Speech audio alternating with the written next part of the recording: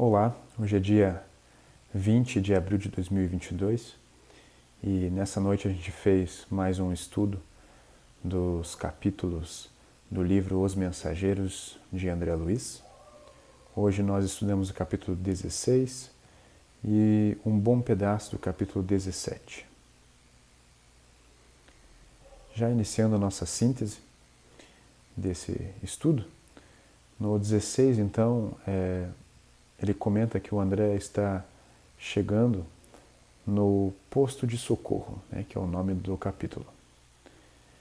E ele chegando lá, ele se surpreende com a instituição, né, e primeiro com a dificuldade de chegar até o local, né, depois com a forma de entrar lá, né, que o próprio... Então lembrando que está o André, o Vicente e o Aniceto que está acompanhando eles. Então, primeiro coisa que dá para a gente comentar aqui. Então, já no segundo parágrafo ele traz para nós que a noção de céu e inferno, fundamentalmente arraigada na mente popular, não deixa perceber que os homens, de modo geral, não se modificam com a morte física. Como a troca de residência não significa mudança de personalidade para a criatura comum. Então, é um conceito que é bastante martelado, né, nos livros da série, e a gente acha interessante a gente bater nessa tecla novamente, que a gente lembre que a morte ela não modifica o nosso interior, né? Ela apenas nos tira essa vestimenta física, né? Então devemos cuidar dos nossos pensamentos, nossas intenções, nossos sentimentos, porque eles vão permanecer com a gente quando para a eternidade. É eles que nós devemos trabalhar nessa e nas próximas vidas. O outro ponto que a gente pode comentar é que um comentário que o André faz aqui, que eles chegando no posto de socorro, ele comenta que o Aniceto ele vai lá e aperta a campainha e tudo mais, né? E o André comenta que possivelmente ele não precisaria fazê-lo, né? No entanto, ele oculta a própria glória, né? Oculta essas facilidades para se igualar tanto ao André como ao Vicente. E aí ele comenta: ocultar a própria glória é do código do bom tom nas sociedades espirituais nobres e santas. Será que nós temos feito isso também? Será que nós temos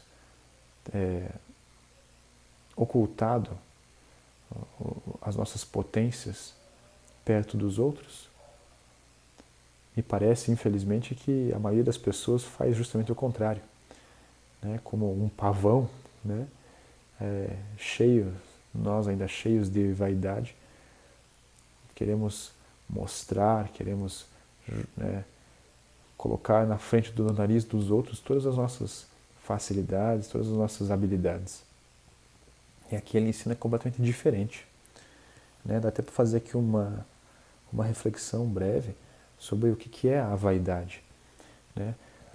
Para mim, parece que a vaidade é justamente a pessoa que não tem uma consciência adequada de toda a luz que possui dentro de si. Todos nós temos essa luz, esse bem dentro de nós. Ela busca a confirmação através dos olhos dos outros. E é aí que ela vira totalmente vaidosa. A partir do momento que a gente vai tomando conta, tomando consciência de que essa luz existe dentro de nós, a gente não precisa ficar pedindo a aprovação do outro,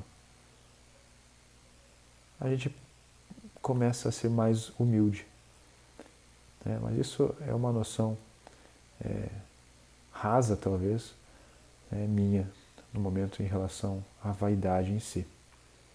Nada mais do que um receio de não possuir toda aquele valor que a gente mesmo não está encontrando na gente. A gente quer expor e que os outros afirmem para nós que nós temos esse valor.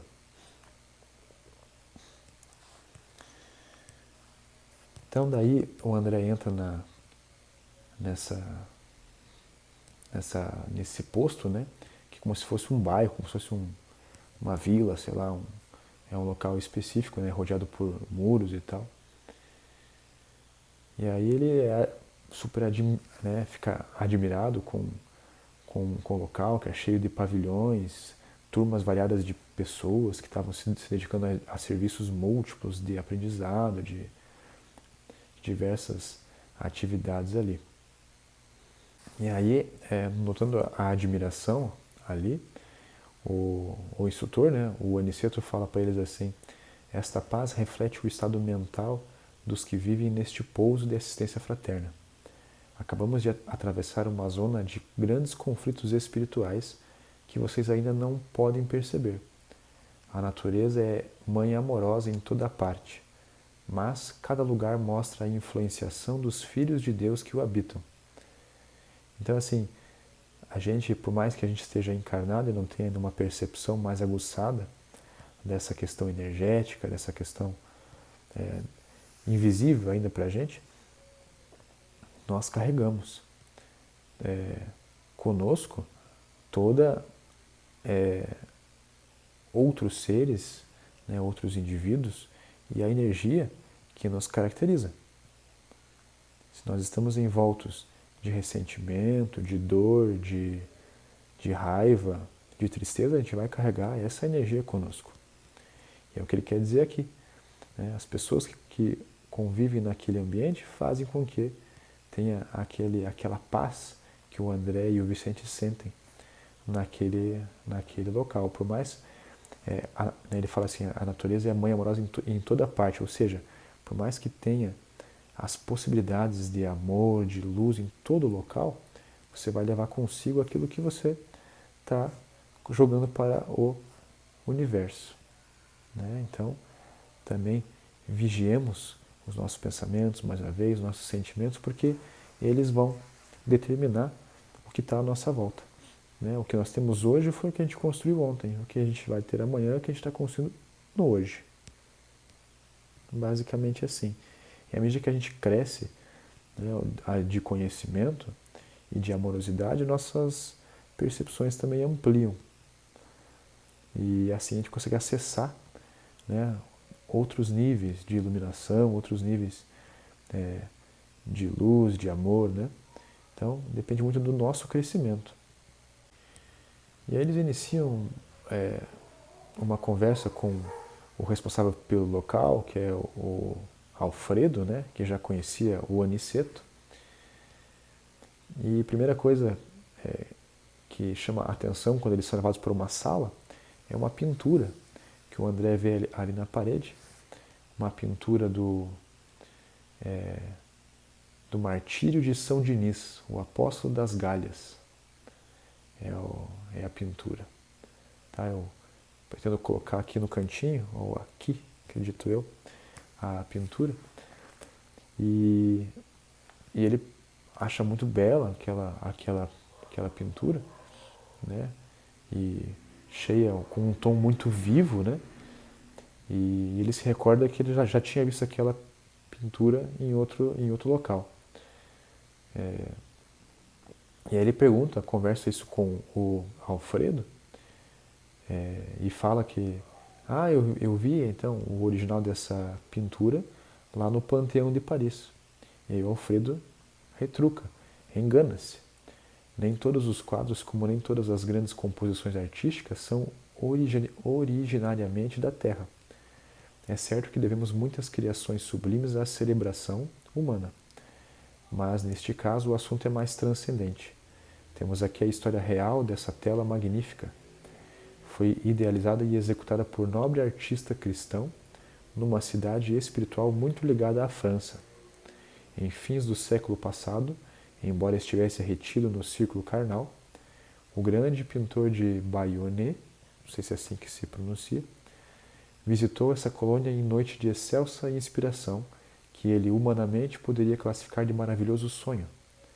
Desde o minuto em que viu a tela, Florentino Bonat não descansou enquanto não a reproduziu palidamente em desenho que ficou célebre no mundo inteiro. As cópias terrestres, todavia, não têm essa pureza de linhas e luzes, e nem mesmo a reprodução sob nossos olhos tem a beleza imponente do original, que já tive a felicidade de contemplar de perto. Quando organizávamos aqui no posto homenagens singelas para a honrosa visita que nos fez o grande servo do Cristo.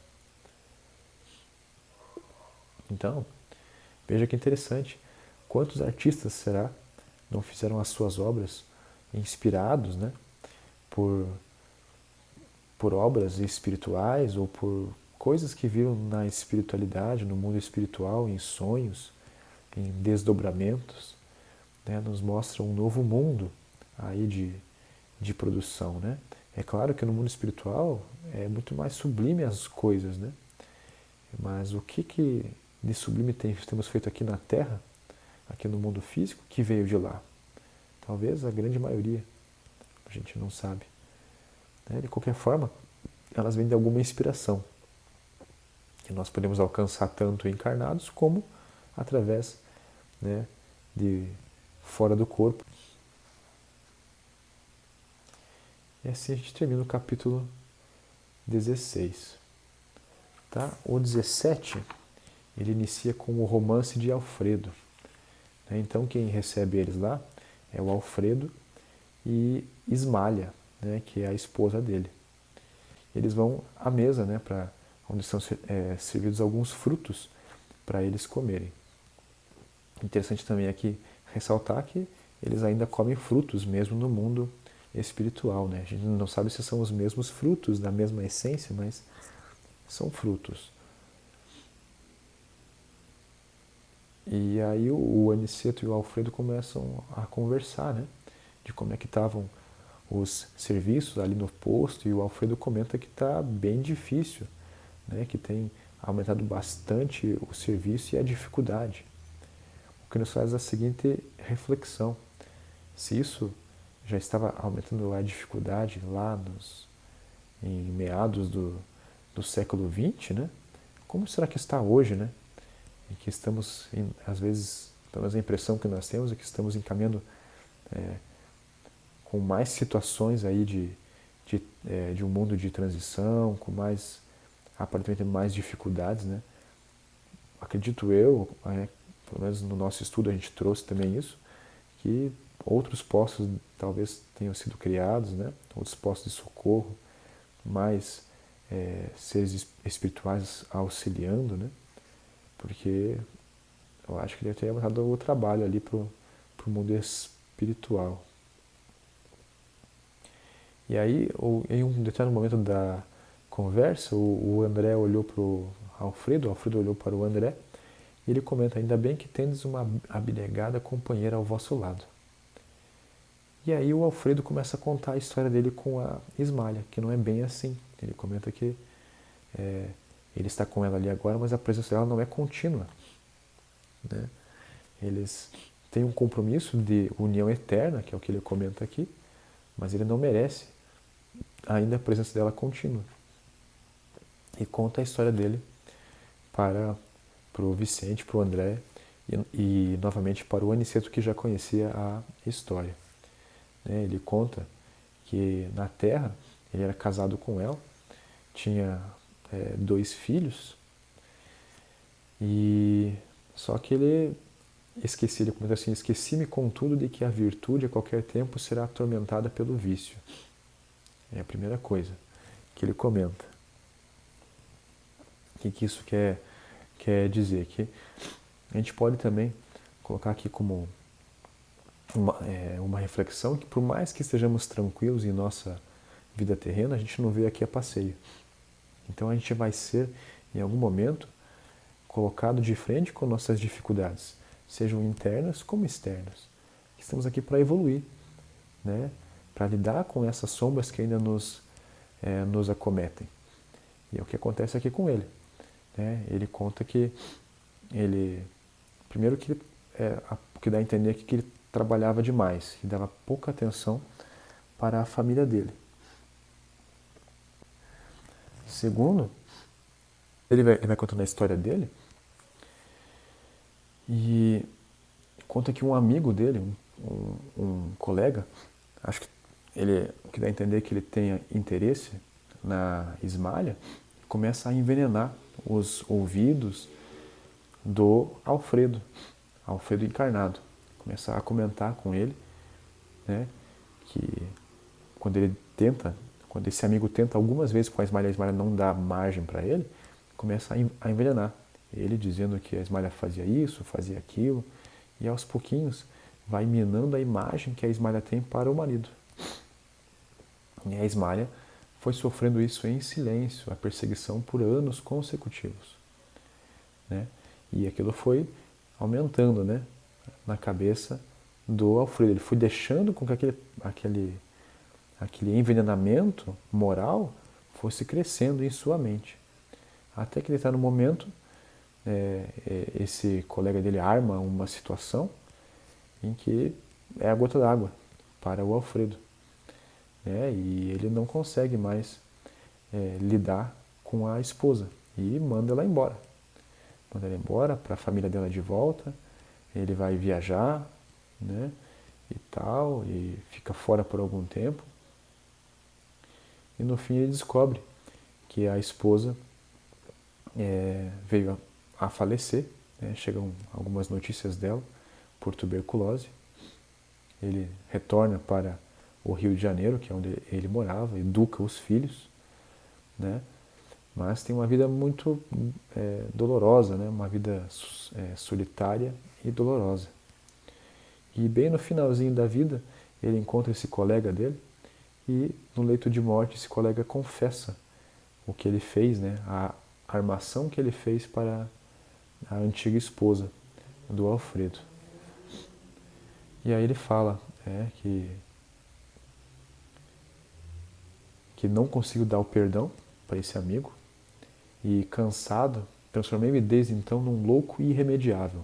Cansado e envelhecido, procurei a propriedade rural dos sogros, tentando reparar de alguma sorte a injustiça, mas a morte não me deu ensejo e voltei para a esfera dos desencarnados, em tristes condições espirituais. Então ele conta a história dele. E aqui, para a gente fechar as nossas reflexões de hoje, porque depois vamos continuar esse capítulo na próxima síntese, veja que essa calúnia, essa difamação, esse envenenamento que a gente contou, ele vai aos pouquinhos entrando em nossa mente. E a gente vai permitindo isso aos poucos. Por isso que é tão importante a nossa reflexão diária, o nosso cuidado, o nosso vigiar diário, cotidiano, para que essas quedas morais, elas não acontecem de uma hora para outra, na maioria das vezes. Elas vão aos pouquinhos. E a gente vai deixando, por falta de vigiar, vai deixando com que isso cresça na gente, até que chega a um ápice e a gente toma medidas muito mais complicadas. Será que nós estamos realmente fazendo essa reflexão diária? Que tipo de filtro nós temos colocado para as questões externas que nos têm entrado na nossa mente, né, e no nosso coração? Reflitamos sobre essas questões. O que nós temos absorvido dos outros e às vezes dos nossos próprios preconceitos? Beleza? Dessa forma a gente fecha hoje a síntese. Tenhamos uma boa semana, muita luz e muita paz.